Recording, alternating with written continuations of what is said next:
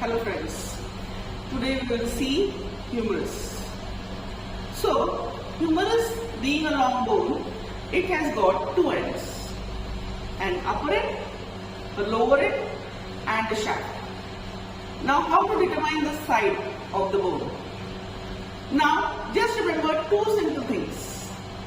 The head is directed medially and you can see a fossa here backwards.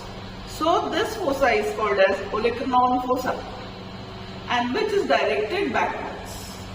So simple, head is directed medially and the olecranon fossa is facing backwards. So this is my left-sided humerus. Now let us see the upper end. The upper end has a head, an anatomical neck, a greater tubercle,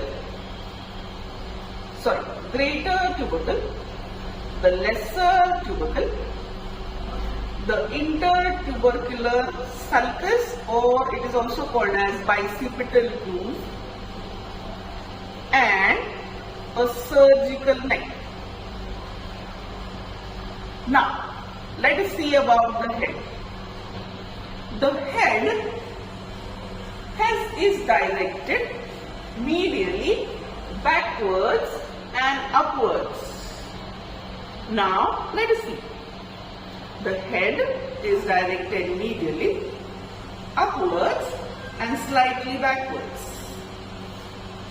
Now, it articulates with the glenoid cavity. So, it articulates with the glenoid cavity of the scapula, forming the shoulder joint.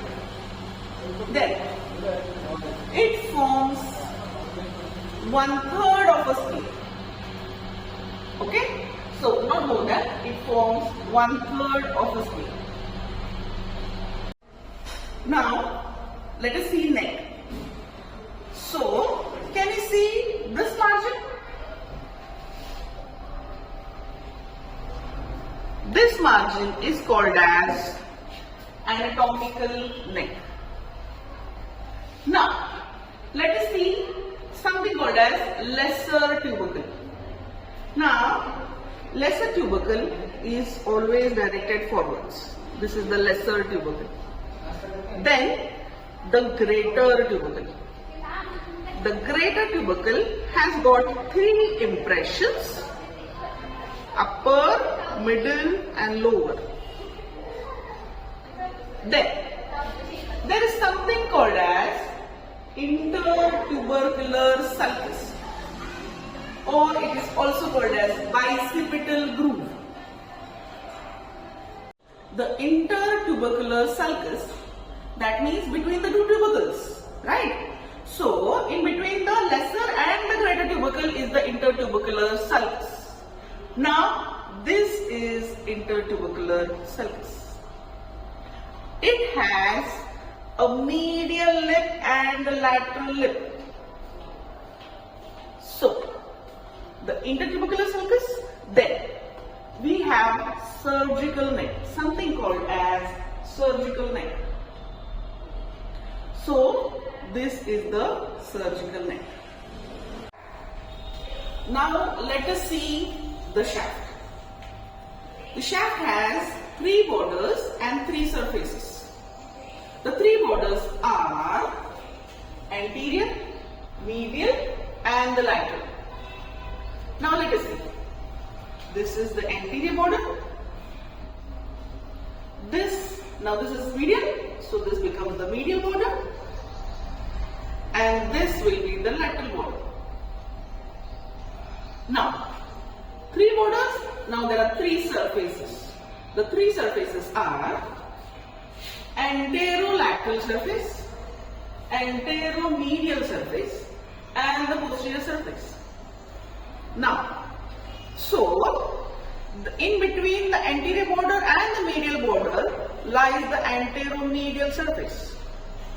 In between the anterior and the lateral borders lies the anterolateral surface. And the third, that is the posterior surface. Now, at the anterior border,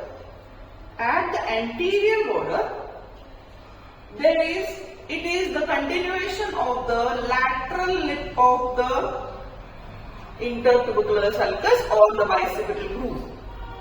So, the anterior border in the upper part is formed by the lateral lip of the bicipital groove. Then, in the middle, that is of the anterior border, in the middle, there is something called as deltoid tuberosity. Now, it is V-shaped. So, here is the deltoid tuberosity.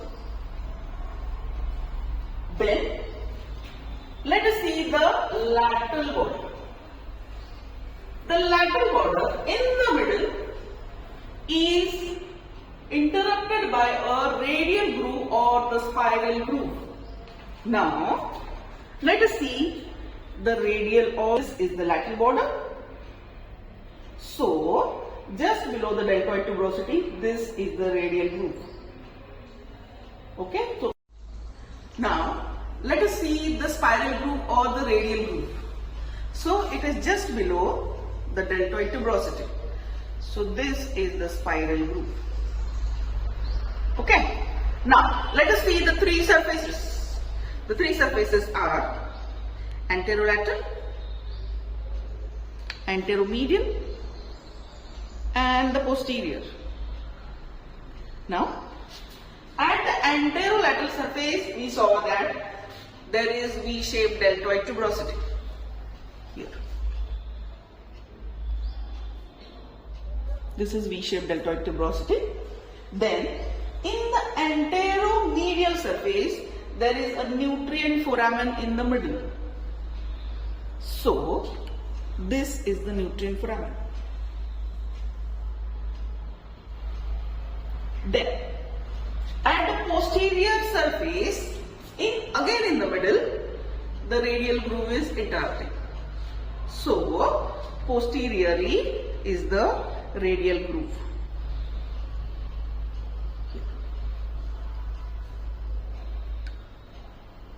Now, let us see the lower end. The lower end has a rounded bone called as capitulum.